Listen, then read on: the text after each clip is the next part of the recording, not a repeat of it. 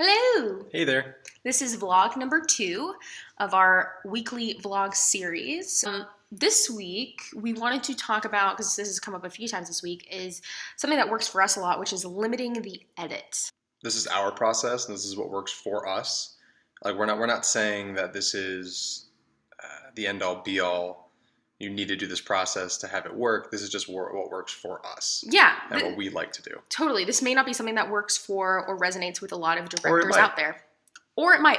It's just giving another perspective. We find that when we hear some of the people that we look up to, we hear about their process, how they've gone about things. We're like, I never thought about doing it that way. Mm-hmm. Maybe that's something that we should try, or that's crazy town.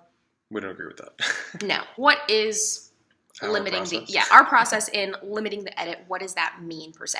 Well, that's something that we've pretty much done almost always. You and I specifically always. Yeah, it's how I like to do things for sure. And it's something that can only be done in prep. Yeah. So essentially what it means is planning for the least amount of shots, like the bare minimum amount of shots possible, that will give you essentially what you need for the scene, the story you need to tell. Yeah. Essentially, it's limiting arbitrary shots. Say you were shooting just a conversation with two people. Conversation between two people. You're shooting this. Say you got like every single possible angle and shot you could think of. Multiple wides, multiple mediums, multiple close-ups, inserts. Essentially, your editor then could tell 5 different stories if they wanted to. Not even the editor, but also in the editing yourself room. In post. In the editing it's just room. The edit itself. You might not have, you might end up confusing yourself with the amount of stories you're trying to tell. Exactly. And if you really figure out the story you're trying to tell visually ahead of time in pre-production and shot listing, mm-hmm. And you really challenge those ideas for the months leading up to your film or your production or whatever it is, you're going to have a much clearer sense of, I think, the story you're trying to tell and how you're trying to tell it. What I find limiting the edit really does for us is we're committing to a very specific tone. Mm-hmm. So instead of being like, okay, we're going to shoot everything, get all the coverage, and then in post figure out the story. What we're doing is like, okay, a lot of our scenes are one shot. Mm-hmm. One shot. And you really, you could break it up a little bit, but essentially, that has to be in the edit. There's no way you can cut it up. There's no way you can't get rid of it because it's so... You're kind of married to it. You're married to it. It's so pivotal to the story. So in a way, by limiting the edit, it's very risky because of the fact that you're really making your movie in pre-production as opposed to making your movie in post. Mm-hmm. Right? Now, there are some scenes where we do feel like we have to... we pad ourselves a little bit because we're like, you know what, we may want in the edit. Some scenes, it's safer to cover it a a little bit more. When there's multiple characters, extras, things like that. You might have 10 characters in the scene and you kind of need to cover it. But with that being said, I still think we do everything we can to limit ourselves in that way as well. It's very much our style. It is. It's a stylistic choice. Yeah, it's a totally stylistic choice.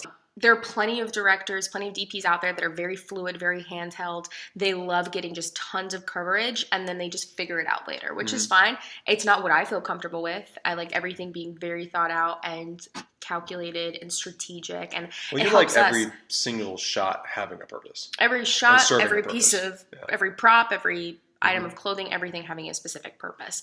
Mm-hmm. So that's something that we wanted to talk about this week. Limiting the edit. It's not something we really hear brought up enough or ever really out there when we're listening to people. I usually hear the opposite. Cover it as much as you can. Especially nowadays too, that people are shooting more digital and less on film. Mm-hmm. They don't have to worry about storage as much. So that huge piece, like shot listing, some people don't even shot list.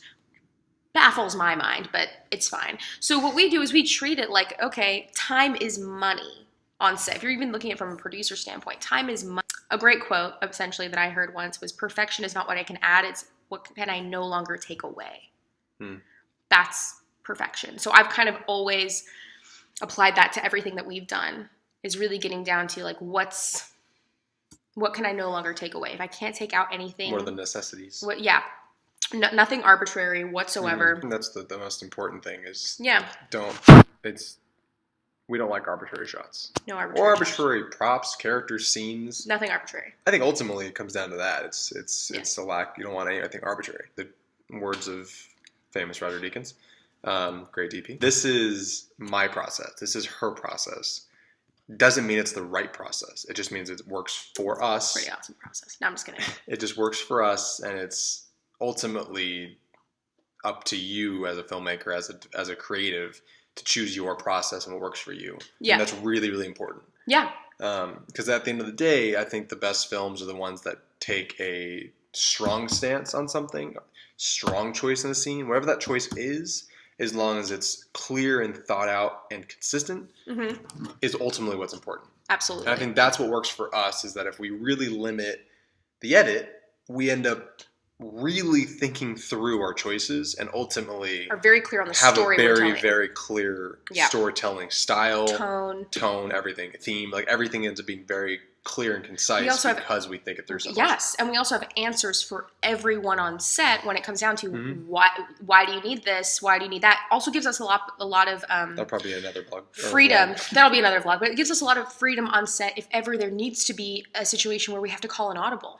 I find people are the most creative when they're the most limited. That's why some of the best films out there are very, very, very low budget. And so for us, it's just something fun that we like to do. It really helps push us. Vlog post. Another vlog out there. If you have any ideas for more vlogs, yeah, let us know. Let us know. Any questions too? Absolutely. Specific as you want. Yes.